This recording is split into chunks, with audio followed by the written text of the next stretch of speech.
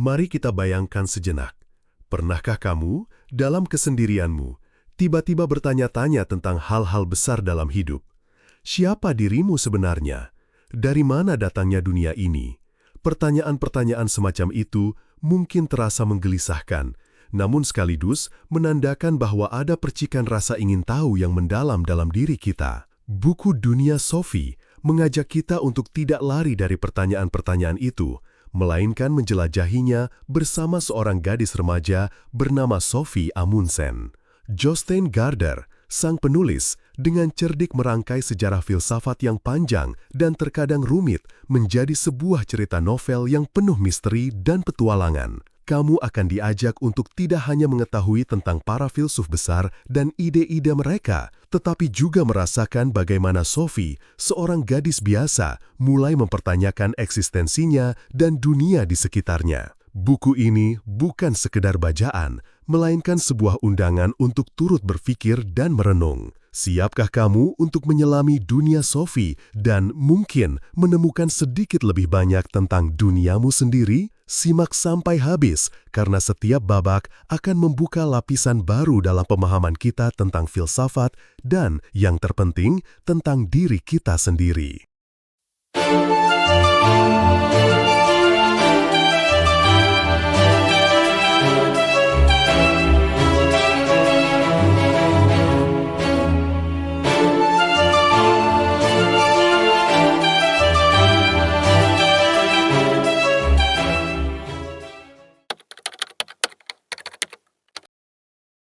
Perjalanan filosofis kita dimulai dari sebuah taman yang tampak biasa saja, Taman Eden, dalam kehidupan Sophie Amundsen. Sophie, seorang siswi yang baru beranjak remaja, menjalani hari-harinya seperti kebanyakan dari kita. Suatu hari, sepulang sekolah, ia menemukan sebuah surat misterius di kotak suratnya. Surat itu tidak berisi banyak kata, hanya sebuah pertanyaan singkat namun menusuk. Siapa kamu? Bayangkan, kamu mendapatkan pertanyaan seperti itu. Sederhana, namun cukup untuk membuat pikiranmu berputar. Sophie pun demikian. Ia mulai merenung, siapa sebenarnya Sophie Amundsen itu? Apakah nama itu mendefinisikan dirinya? Bagaimana jika ia diberi nama lain? Apakah ia akan menjadi orang yang berbeda? Kegelisahan Sophie ini adalah langkah awal kita semua dalam berfilsafat, sebuah keheranan akan eksistensi diri. Tidak lama kemudian, surat kedua datang. Dari mana datangnya dunia? Lagi-lagi, sebuah pertanyaan fundamental yang mungkin pernah terlintas di benakmu. Sophie merasa bahwa tidaklah benar untuk hidup di dunia tanpa setidaknya mencoba mencari tahu asal-usulnya. Pertanyaan-pertanyaan ini datang dari seorang pengirim anonim yang kemudian memperkenalkan diri sebagai seorang filsuf. Sang filsuf mulai mengirimkan Sophie sebuah kursus filsafat dalam amplop-amplop coklat besar. Disinilah perkenalan kita dengan konsep inti filsafat dimulai.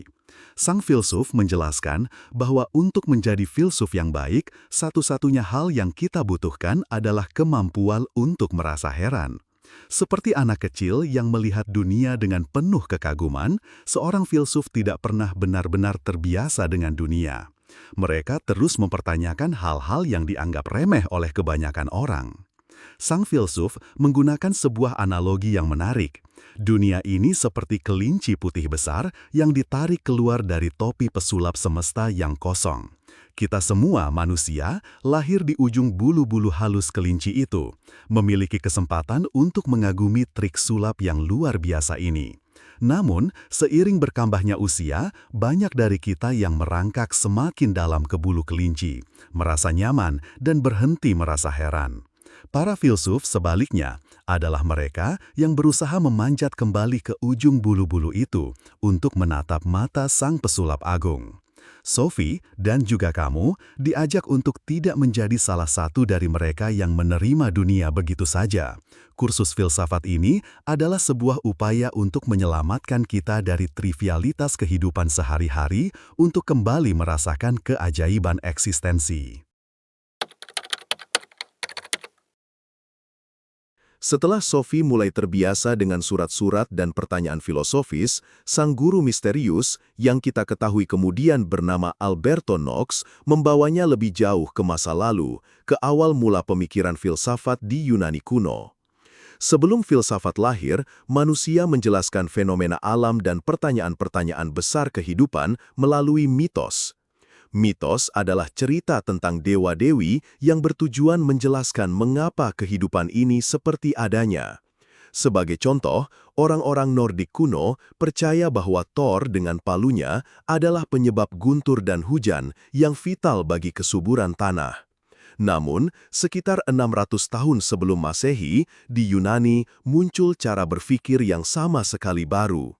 Para pemikir ini, yang kemudian kita kenal sebagai filsuf alam pertama, mencoba mencari penjelasan alamiah, bukan supranatural, untuk proses-proses di alam. Mereka mengamati alam secara langsung dan mempertanyakan dasar dari segala sesuatu. Mereka adalah pelopor penalaran ilmiah. Pertanyaan besar yang mereka ajukan adalah, dari mana segala sesuatu berasal? Mereka percaya pasti ada satu substansi dasar, arche, yang menjadi akar dari semua perubahan di alam. Thales dari Miletus, filsuf pertama yang kita kenal, berpendapat bahwa air adalah sumber segala sesuatu. Mungkin ia mengamati bagaimana kehidupan muncul dari kelembaban dan bagaimana air bisa berubah bentuk menjadi es atau uap. Anaximandros, juga dari Miletus, berpikir bahwa dunia kita hanyalah salah satu dari banyak dunia yang muncul dan lenyap dalam sesuatu yang ia sebut yang tak terbatas atau apeiron. Ini bukanlah substansi yang dikenal seperti air, melainkan sesuatu yang lebih mendasar. Anaximenes, filsuf ketiga dari Miletus, percaya bahwa udara atau uap adalah asal mula segalanya.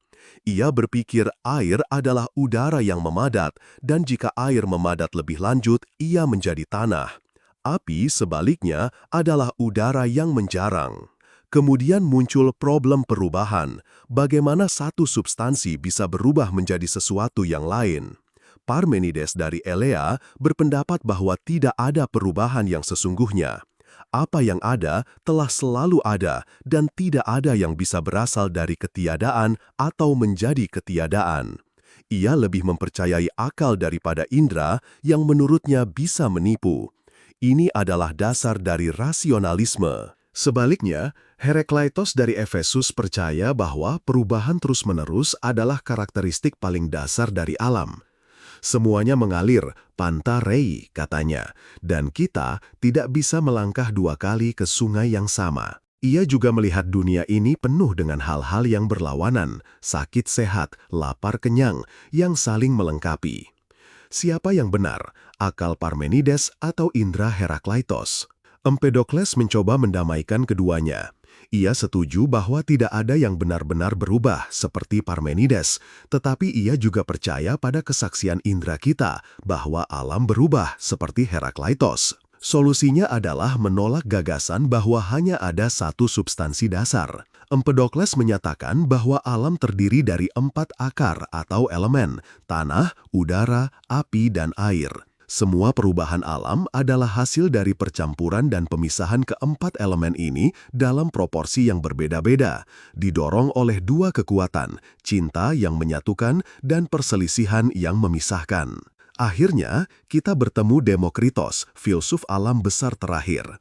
Ia setuju bahwa tidak ada yang benar-benar berubah, melainkan segala sesuatu tersusun dari balok-balok kecil tak terlihat yang abadi dan tak dapat diubah, yang ia sebut atom, artinya tak terpotong. Atom-atom ini punya berbagai bentuk dan ukuran, ada yang bulat halus, ada yang bergerigi, sehingga bisa bergabung membentuk segala sesuatu yang kita lihat. Ketika sesuatu mati atau hancur, atom-atomnya menyebar dan bisa digunakan lagi dalam tubuh baru. Ini sangat mirip dengan mainan Lego yang bisa dibongkar pasang menjadi berbagai bentuk tanpa mengubah balok-baloknya sendiri. Demokritos adalah seorang materialis. Ia percaya hanya atom dan kehampaan yang ada, tanpa kekuatan atau jiwa yang campur tangan dalam proses alam. Bahkan jiwa menurutnya terdiri dari atom-atom jiwa khusus yang halus dan bulat.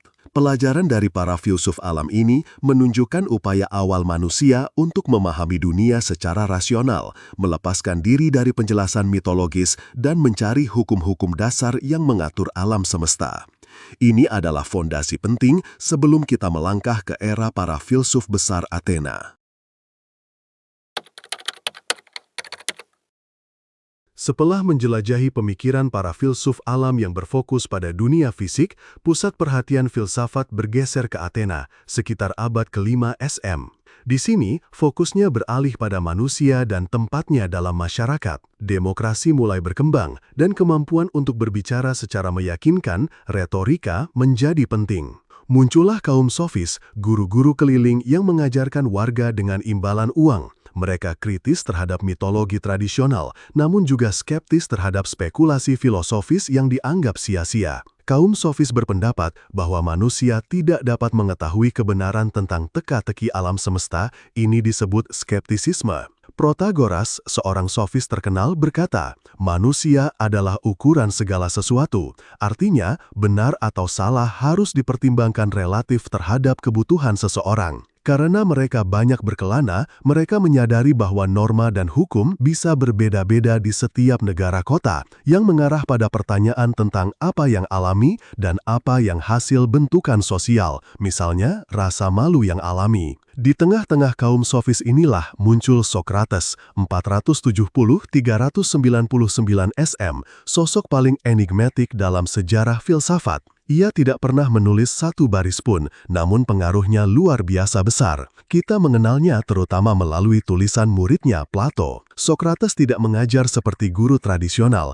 Ia berdiskusi, mengajukan pertanyaan seolah-olah ia tidak tahu apa-apa. Ibunya seorang bidan, dan Sokrates mengatakan seninya seperti seni bidan, membantu orang melahirkan pemahaman yang benar, karena pemahaman sejati harus datang dari dalam diri. Dengan berpura-pura bodoh, ironis Sokrates, ia memaksa lawan bicaranya menyadari kelemahan argumen mereka. Sokrates percaya bahwa ada norma-norma absolut dan universal untuk benar dan salah yang bisa dicapai melalui akal sehat kita. Ia mengatakan ada suara ilahi dalam dirinya yang membimbingnya, namun aktivitas filosofisnya membuat ia dituduh memperkenalkan dewa-dewa baru dan merusak kaum muda, hingga akhirnya dihukum mati dengan meminum racun hemlock. Ia lebih memilih mati daripada mengkhianati hati nurani dan kebenaran. Ada banyak kemiripan antara Sokrates dan Yesus. Keduanya enigmatik, ahli berdiskusi, merasa berbicara atas nama sesuatu yang lebih besar,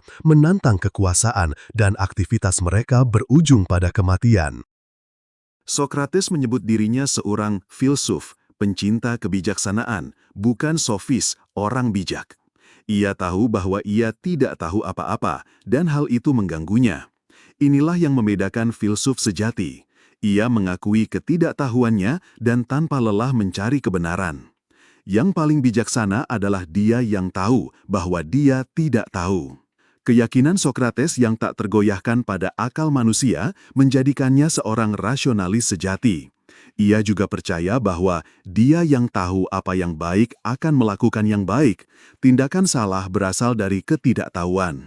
Murid Sokrates yang paling terkenal adalah Plato, 428-347 SM. Kematian Sokrates sangat mempengaruhinya dan membentuk seluruh upaya filosofisnya. Plato mendirikan sekolah filsafatnya sendiri, akademi, di dekat Athena.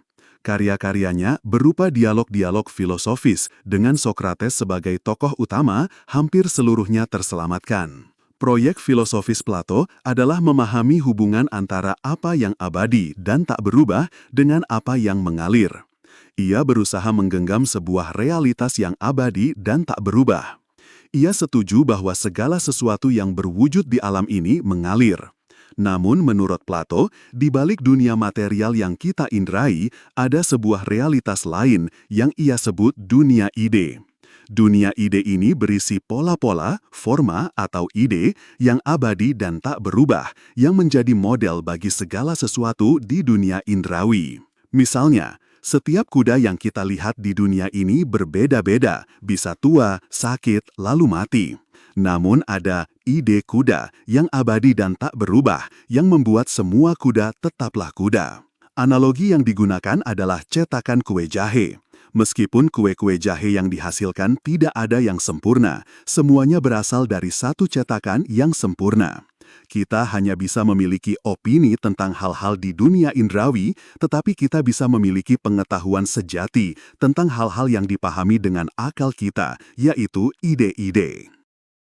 Plato percaya manusia adalah makhluk dualis. Kita memiliki tubuh yang mengalir dan terikat pada dunia indrawi, serta jiwa yang abadi yang merupakan alam akal. Jiwa ini sudah ada sebelum menghuni tubuh dan pernah melihat ide-ide sempurna. Ketika jiwa terbangun dalam tubuh manusia, ia melupakan ide-ide tersebut. Namun, saat manusia menemukan berbagai bentuk di alam, ingatan samar tentang ide-ide sempurna itu muncul kembali, menimbulkan kerinduan, eros atau cinta untuk kembali ke alam ide. Untuk menjelaskan ini, Plato menggunakan mitos gua. Bayangkan orang-orang yang terkurung dalam gua hanya bisa melihat bayang-bayang di dinding gua yang dilemparkan oleh api dari benda-benda yang dibawa di belakang mereka. Mereka mengira bayang-bayang itu adalah kenyataan. Jika salah satu dari mereka berhasil bebas dan keluar gua, ia akan silau oleh cahaya matahari dan melihat benda-benda nyata yang jauh lebih indah daripada bayang-bayangnya. Perjalanan filsuf adalah seperti perjalanan keluar dari kegelapan gua menuju ide-ide sejati di luar sana. Mitos ini juga mungkin merujuk pada Sokrates yang dibunuh oleh para penghuni gua karena mencoba menunjukkan jalan menuju pemahaman sejati. Dalam dialognya Republik, Plato juga menggambarkan negara ideal yang diperintah oleh para filsuf karena mereka memiliki akal dan kebijaksanaan. Suatu hari, Sophie mendapatkan sebuah kaset video dari Alberto. Dalam video itu, Alberto Knox muncul di Akropolis Athena dan berbicara langsung kepada Sophie. Ia menjelaskan tentang sejarah Akropolis dan Athena kuno. Lalu, secara ajaib, reruntuhan Athena kuno dalam video itu bangkit kembali menjadi kota yang baru dan megah. Sophie kemudian bertemu dengan Plato muda yang memberinya 4 pertanyaan untuk direnungkan. Bagaimana tukang roti bisa membuat 50 kue yang sama persis? Mengapa semua kuda itu sama? Apakah manusia memiliki jiwa yang abadi? Dan apakah pria dan wanita sama masuk akalnya? Ini membuat Sophie semakin bingung sekaligus penasaran. Setelah kita menyelami dunia ide Plato yang memaukau, kini saatnya bertemu dengan muridnya yang tak kalah brilian, namun memiliki pendekatan yang berbeda, Aristoteles, 384-322 SM. Jika Plato begitu terpukau dengan bentuk-bentuk abadi atau ide hingga sedikit mengabaikan perubahan di alam, Aristoteles justru sangat tertarik pada perubahan-perubahan ini, pada proses-proses alamiah. Bayangkan, Plato membelakangi dunia indrawi untuk memandang dunia ide, sementara Aristoteles justru berlutut mengamati katak, ikan, dan bunga popi. Plato menggunakan akalnya, Aristoteles menggunakan indranya juga. Tulisan Aristoteles berbeda dengan Plato yang puitis dan mitologis, lebih kering dan presisi seperti ensiklopedia, banyak didasarkan pada studi lapangan. Ia adalah seorang pengatur ulung yang mendirikan dan mengklasifikasikan berbagai ilmu pengetahuan dan menciptakan banyak terminologi yang masih kita gunakan hingga kini. Salah satu kritik utama Aristoteles terhadap Plato adalah teori idenya. Aristoteles setuju bahwa kuda tertentu itu mengalir dan tidak hidup selamanya, dan bahwa bentuk kuda itu abadi dan tak berubah. Namun, bagi Aristoteles, ide kuda bukanlah sesuatu yang ada secara mandiri di dunia ide, melainkan sebuah konsep yang kita bentuk setelah melihat sejumlah kuda. Bentuk kuda adalah ciri-ciri khas kuda yang mendefinisikan spesies kuda, dan bentuk ini ada di dalam benda-benda itu sendiri, bukan di luar dunia alamiah. Jadi, Ide ayam tidak datang sebelum ayam, melainkan bentuk ayam, misalnya berkokok dan bertelur, ada dalam setiap ayam. Realitas tertinggi menurut Aristoteles adalah apa yang kita tangkap dengan indera kita. Alam adalah dunia nyata. Segala sesuatu yang ada dalam jiwa manusia adalah refleksi dari objek-objek alamiah. Aristoteles menekankan bahwa tidak ada sesuatu pun dalam kesadaran yang tidak dialami terlebih dahulu melalui indera.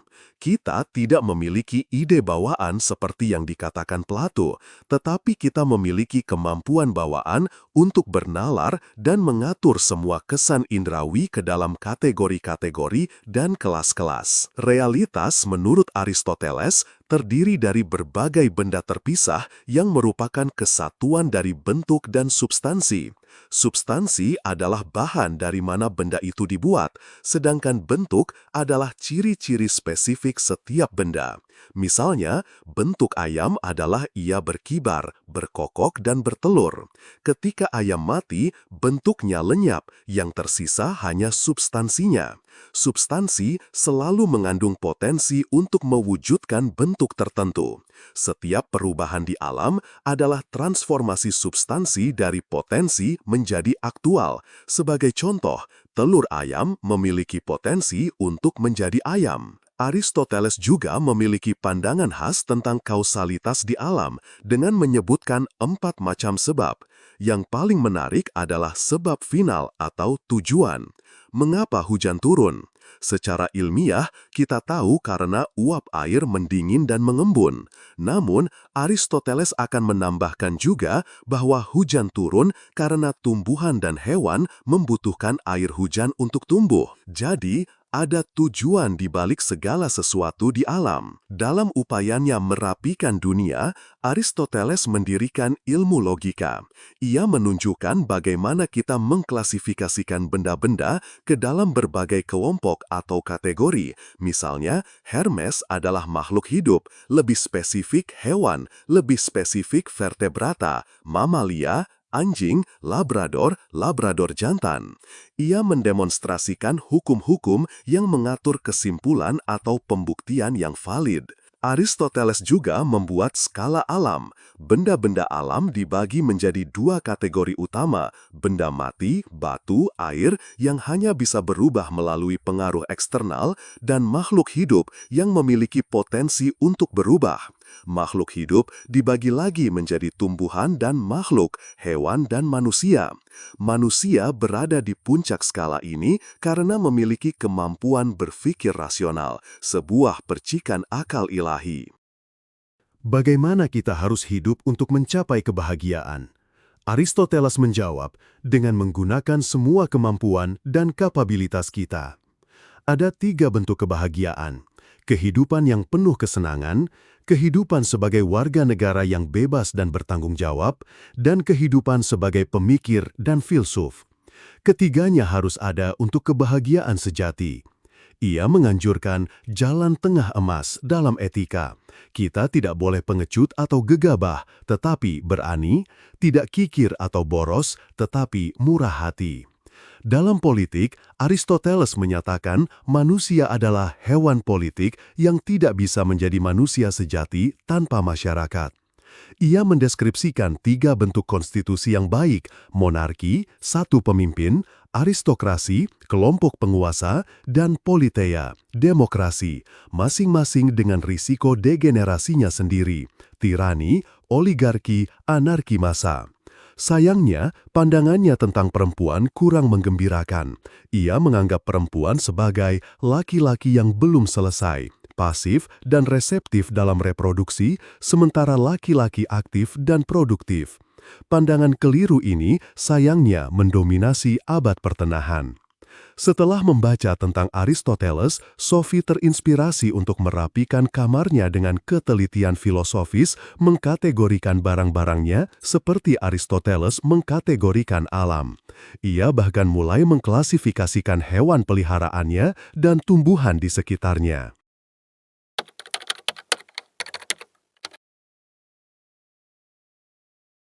Setelah Aristoteles wafat pada 322 SM, Athena kehilangan peran dominannya, sebagian karena penaklukan Alexander Agung. Alexander, yang pernah menjadi murid Aristoteles, menghubungkan Mesir dan dunia timur hingga India dengan peradaban Yunani. Ini menandai dimulainya era baru yang disebut Helenisme, periode sekitar 300 tahun, di mana budaya dan bahasa Yunani mendominasi 3 kerajaan besar, Makedonia, Suriah, dan Mesir.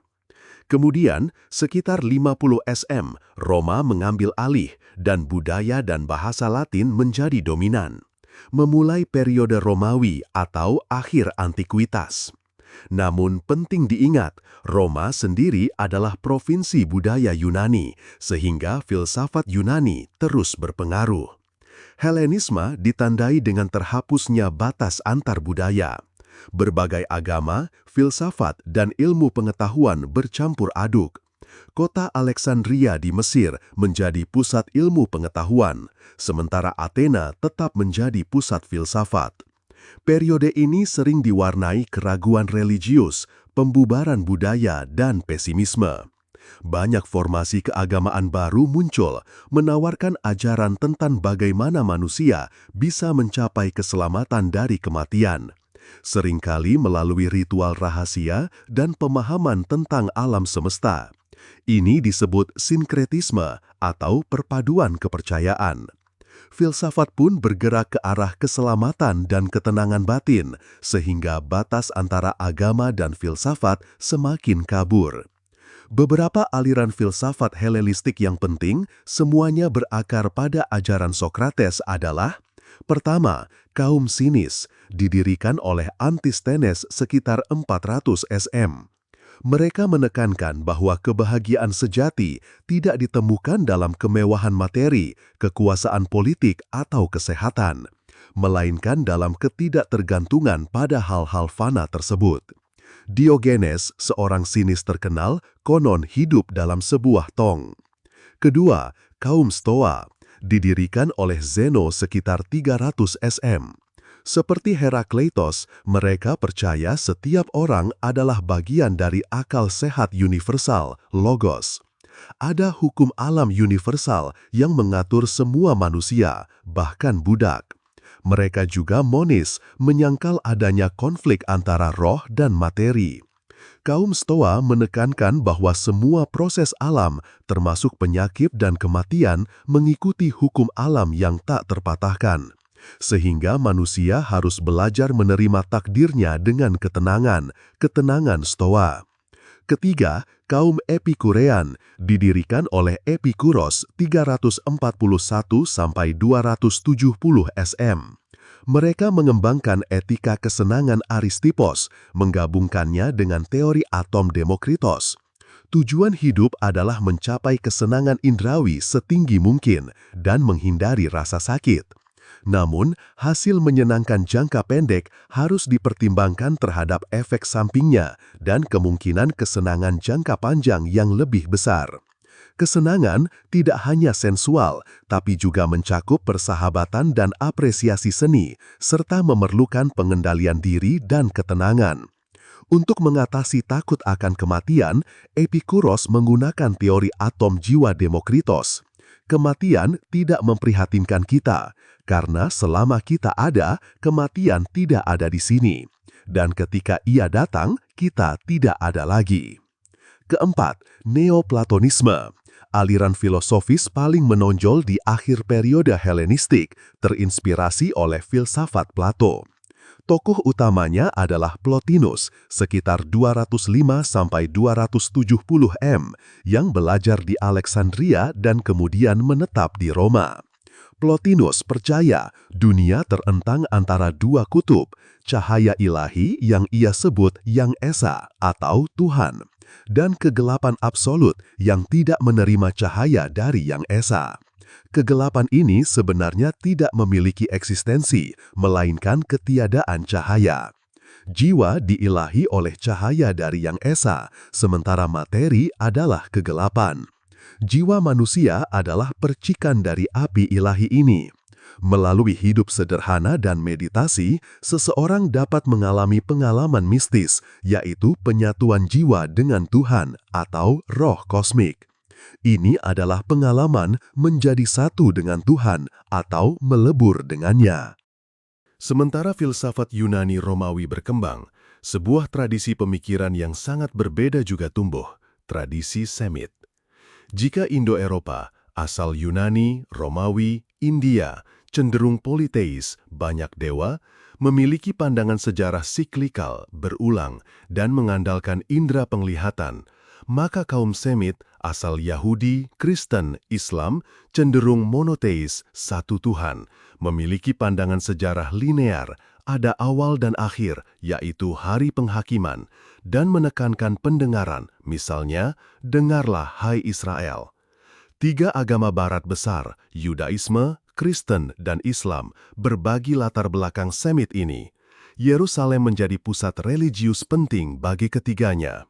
Latar belakang Yahudi bagi kekristenan dimulai dari penciptaan dunia oleh Tuhan, pemberontakan manusia, Adam dan Hawa, dan perjanjian Tuhan dengan Abraham dan keturunannya yang diperbarui melalui Musa dengan 10 perintah Allah. Setelah masa raja-raja besar seperti Saul, Daud, dan Salomo, kerajaan Israel pecah dan akhirnya jatuh ke tangan bangsa lain.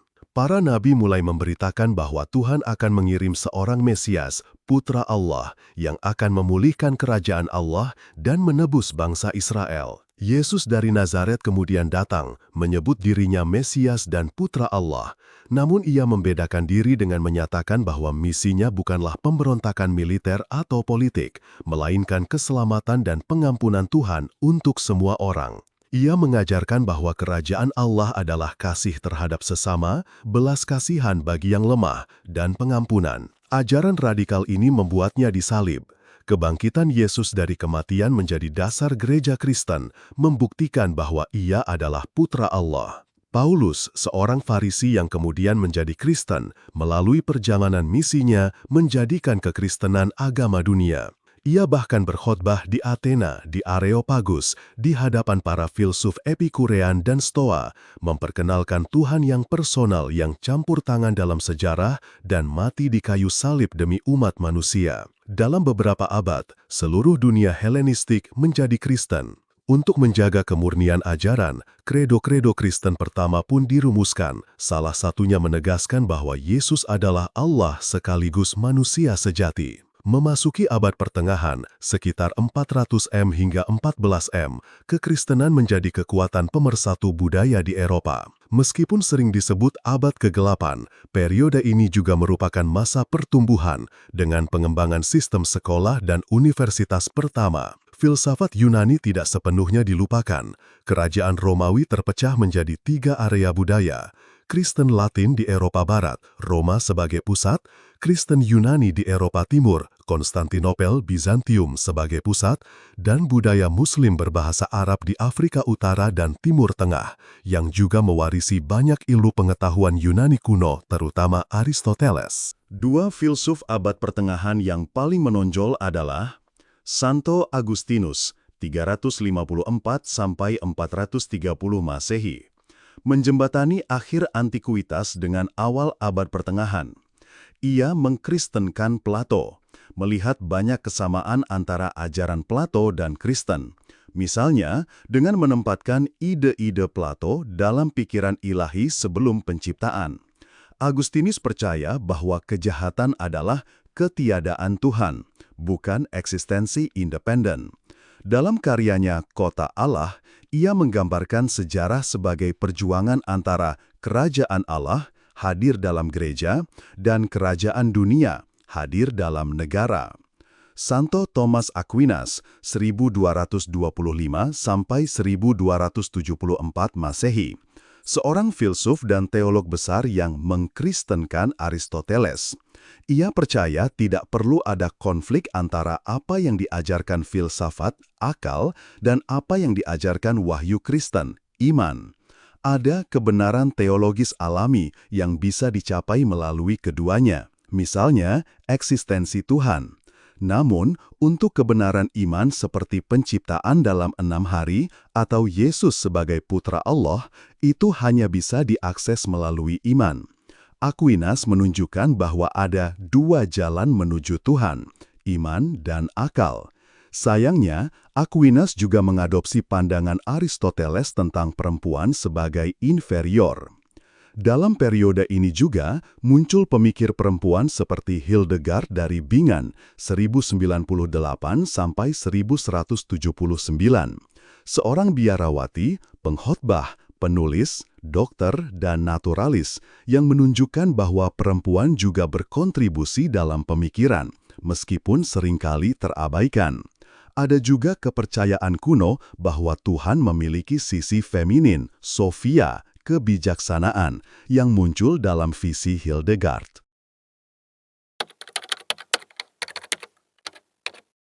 Setelah abad pertengahan yang panjang, di mana iman dan dogma mendominasi, Eropa memasuki periode kelahiran kembali yang luar biasa yang kita kenal sebagai Renaissance, dimulai pada akhir abad ke-14 di Italia Utara dan menyebar ke utara selama abad ke-15 dan ke-16. Renaissance berarti kelahiran kembali, dan yang dilahirkan kembali adalah seni dan budaya antikuitas Yunani Romawi. Muncul humanisme Renaissance, sebuah kepercayaan baru pada manusia dan nilainya, berbeda dengan penekanan abad pertengahan pada sifat berdosa manusia. Semboyannya adalah kembali ke sumber, yaitu humanisme antikuitas. Manusia kini dianggap agung dan berharga.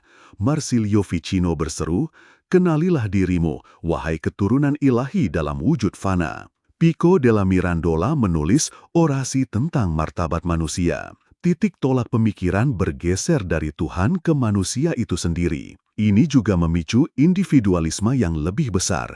Kita bukan hanya manusia, tetapi individu yang unik. Idealnya adalah manusia Renaissance, seorang jenius universal yang menguasai semua aspek kehidupan, seni, dan sains. Minat pada anatomi manusia bangkit kembali dengan pembedahan mayat untuk memahami tubuh penting bagi ilmu kedokteran dan seni. Karya seni kembali menampilkan ketelanjangan tubuh setelah 1000 tahun dianggap tabu. Pandangan baru tentang manusia ini melahirkan pandangan baru terhadap alam. Alam kini dianggap positif dan banyak yang percaya Tuhan hadir dalam ciptaannya. Namun, ide-ide semacam ini tidak selalu diterima gereja, seperti nasib Giordano Bruno yang dibakar di tiang karena mengklaim Tuhan hadir di alam dan alam semesta tak terbatas. Renaissance juga diwarnai sisi gelap, perburuan penyihir, pembakaran bidat, perang agama, dan penaklukan brutal Amerika. Ada 3 penemuan hebat yang mengubah dunia. Kompas untuk penunjuk arah, senjata api untuk perang, dan mesin cetak. Mesin cetak ini penting karena membuat ide-ide baru jadi mudah menyebar, dan ilmu pengetahuan tidak hanya dikuasai gereja. Inilah awal zaman Renaissance, di mana orang mulai mencari ilmu dengan cara baru. Mengamati langsung, mencoba sendiri, eksperimen, dan mengukur, seperti yang dibilang Galileo. Francis Bacon juga bilang, pengetahuan itu kekuatan. Cara orang memandang alam semesta juga berubah total. Dulu, orang percaya bumi itu pusat segalanya. Tapi Kopernikus bilang kalau mataharilah pusatnya. Lalu Kepler menemukan kalau planet-planet itu mengelilingi matahari bentuknya lonjong, bukan bulat sempurna. Galileo, pakai teleskop buatannya, bisa melihat bulan-bulan di planet Jupiter dan menemukan hukum penting soal gerak benda. Puncaknya, Isaac Newton dengan hukum gravitasinya berhasil menjelaskan semua gerakan planet dan membuktikan kalau matahari memang pusat tata surya, dan hukum alam itu berlaku sama di mana saja. Setelah itu, masuk abad ke-17 yang disebut zaman barok. Seni di zaman ini beda, lebih ramai dan penuh kontras. Ada perasaan galau antara optimis kayak zaman Renaissance dan keinginan untuk lebih religius, antara nikmati hari ini dan ingatlah kamu akan mati. Hidup sering diibaratkan seperti panggung sandiwara, seperti kata Shakespeare. Dalam filsafat, ada perdebatan besar antara yang percaya kalau roh atau jiwa itu yang paling utama, idealisme, dan yang percaya kalau semua hal itu berasal dari benda nyata, materialisme. Newton sendiri melihat alam semesta ini seperti mesin besar yang teratur, tapi dia tetap percaya kepada Tuhan. Di abad ke-17 ini, ada dua filsuf penting. Pertama, René Descartes, yang sering disebut bapaknya filsafat modern. Dia mulai dengan meragukan segalanya sampai dia menemukan satu hal yang pasti. Aku berpikir, maka aku ada. Dari situ, ia juga yakin kalau Tuhan itu ada. Descartes membagi kenyataan jadi dua hal, pikiran atau jiwa yang gak berbentuk benda, dan materi atau badan yang berbentuk benda. Menurutnya, jiwa dan badan ini berhubungan dengan kelenjar kecil di otak, yaitu kelenjar pineal. Kedua, ada Baruch Spinoza yang tidak setuju dengan Descartes. Spinoza percaya kalau di dunia ini cuma ada satu hal saja, yaitu Tuhan atau alam. Jadi, Tuhan itu yang alam semesta ini, dan semua yang ada di dalamnya itu bagian dari Tuhan. Pikiran dan materi itu cuma dua sisi dari Tuhan atau alam ini. Menurut Spinoza, semua kejadian di alam ini sudah pasti terjadi, mengikuti hukum alam, bukan karena ada dalang yang mengaturnya. Manusia baru bisa merasa bebas dan bahagia kalau mereka paham aturan alam ini dan hidup selaras dengannya. Ada 3 cara berpikir penting yang membentuk filsafat modern. Pertama, empirisme Inggris yang percaya bahwa semua pengetahuan kita datang dari pengalaman. John Locke mengatakan, pikiran kita awalnya seperti kertas kosong yang diisi oleh apa yang kita lihat, dengar, dan rasakan, sensasi, serta dari cara pikiran kita bekerja, refleksi. Ia juga sangat mendukung hak-hak dasar setiap orang. David Hume lebih jauh lagi. Ia membedakan antara kesan, apa yang langsung kita rasakan, dan ide, ingatan kita tentang kesan itu. Hume ragu tentang banyak hal, diri kita yang sejati, apakah Tuhan bisa dibuktikan, dan apakah sebab akibat itu nyata. Ia anggap itu hanya kebiasaan. Baginya, baik dan buruk itu datang dari perasaan, bukan akal. George Berkeley punya pandangan unik, sesuatu baru ada kalau kita rasakan atau lihat. Dunia ini tetap ada karena Tuhan selalu melihatnya. Kedua, pencerahan Prancis. Tokoh-tokohnya seperti Rousseau menentang keras kekuasaan lama seperti gereja dan raja. Mereka sangat percaya pada kekuatan akal manusia untuk memahami dunia dan membuat masyarakat lebih baik. Mereka ingin semua orang jadi pintar, misalnya dengan menyebarkan ilmu lewat ensiklopedia. Rousseau mengajak kembali ke alam karena percaya manusia dasarnya baik. Mereka juga umumnya percaya Tuhan menciptakan dunia, tapi setelah itu tidak ikut campur lagi, dan semua orang punya hak asasi yang harus dihormati. Ketiga, Immanuel Kant. Ia mencoba menggabungkan dua pandangan. Pengetahuan memang datang dari pengalaman, tapi pikiran kita punya kacamata bawaan seperti konsep waktu, ruang, dan sebab akibat yang ikut membentuk cara kita memahami dunia. Jadi, kita tidak pernah tahu benda aslinya, hanya bagaimana ia tampak bagi kita. Untuk hal-hal besar seperti Tuhan atau jiwa yang abadi, kita perlu meyakininya demi moralitas. Aturan moralnya yang ia sebut imperatif kategoris, intinya adalah bertindaklah dengan cara yang kamu harapkan semua orang juga akan lakukan dalam situasi yang sama.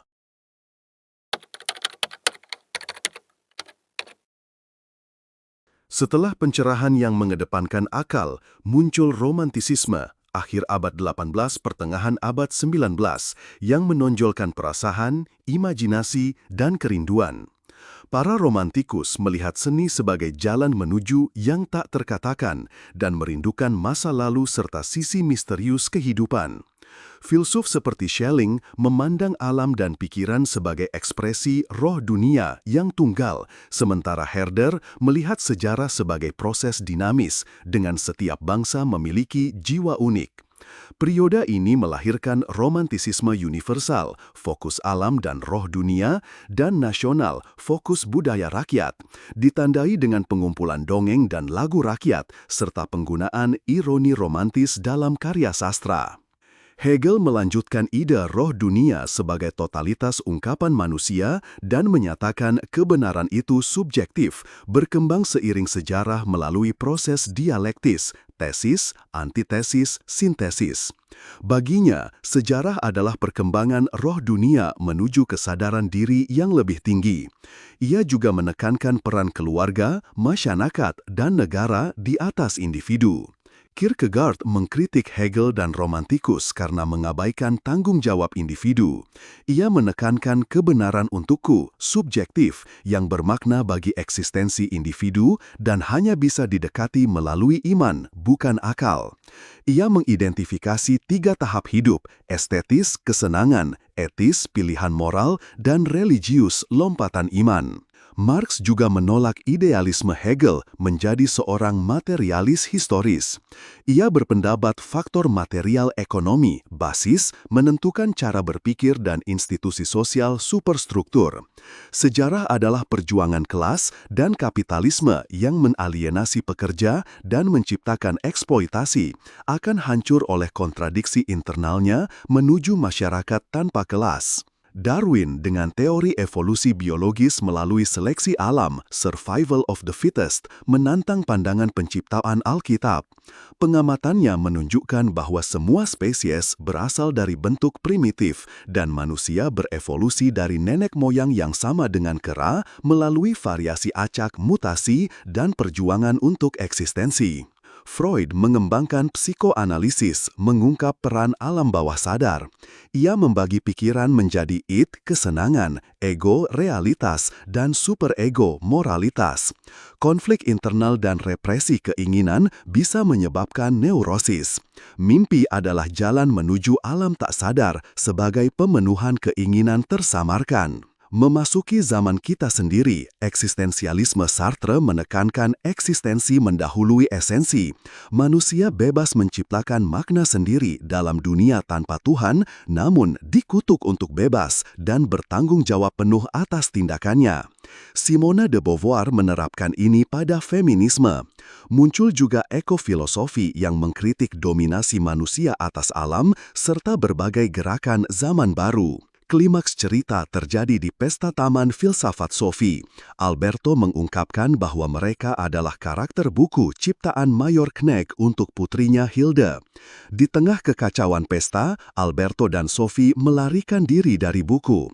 Hilde yang membaca kisah ini merasa terlibat dan merencanakan pembalasan untuk ayahnya. Sophie dan Alberto kemudian muncul tak terlihat di dunia Hilde menyaksikan kepulangan Mayor Knecht. Sang Mayor dan Hilde berdiskusi tentang alam semesta dan Big Bang. Sophie dengan sedikit usaha berhasil mempengaruhi dunia Hilde, mengisyaratkan eksistensi tipis mereka. Nah, begitulah perjalanan kita bersama Sophie dan Alberto menjelajahi sejarah panjang pemikiran manusia. Dari pertanyaan-pertanyaan sederhana seorang gadis remaja, kita diajak untuk merenungkan misteri alam semesta, hakikat pengetahuan, moralitas, dan eksistensi itu sendiri. Kisah dunia Sophie tidak berhenti pada halaman terakhir buku yang dibaca Hilde. Ia bergema dalam diri setiap pembaca, dalam diri kamu. Mungkin, seperti Sophie, kamu mulai melihat dunia dengan kacamata baru, penuh keheranan akan kelinci putih yang ditarik dari topi semesta. Mungkin kamu mulai mempertanyakan hal-hal yang selama ini kamu terima begitu saja. Ayah Hilde, melalui buku yang ia tulis, tidak hanya memberikan putrinya sebuah hadiah ulang tahun, ia memberikan sebuah alat untuk berpikir, sebuah peta untuk menjelajahi warisan intelektual umat manusia. Dan Hilde, dengan kecerdasan dan empatinya, tidak hanya menjadi pembaca pasif. Ia berinteraksi dengan cerita itu, bahkan berusaha membalas perlakuan ayahnya terhadap Sophie dan Alberto, menunjukkan bahwa kita semua, sebagai pembaca dan pemikir, memiliki peran aktif dalam memaknai dunia. Pada akhirnya, dunia Sophie adalah sebuah cermin. Ia mencerminkan pertanyaan-pertanyaan abadi yang menghantui kemanusiaan. Dan seperti Sophie yang akhirnya menemukan secercah kebebasan di luar narasi yang diciptakan untuknya, kita pun diajak untuk mencari jawaban kita sendiri, untuk tidak terjebak dalam bulu kelinci kenyamanan, melainkan terus memanjat, terus bertanya, dan terus merasa heran. Sebagaimana Goethe pernah berkata, yang juga dikutip dalam kursus filsafat Sophie, dia yang tidak dapat mengambil pelajaran dari 3.000 tahun, hidup dari tangan ke mulut. Semoga perjalanan ini telah memberimu bekal untuk tidak hidup demikian, melainkan untuk menjadi manusia yang lebih utuh, yang menyadari akarnya dalam sejarah panjang pemikiran, dan yang berani menatap bintang-bintang dengan pertanyaan di mata. Karena pada akhirnya, filsafat bukanlah sekadar kumpulan teori, melainkan sebuah cara hidup.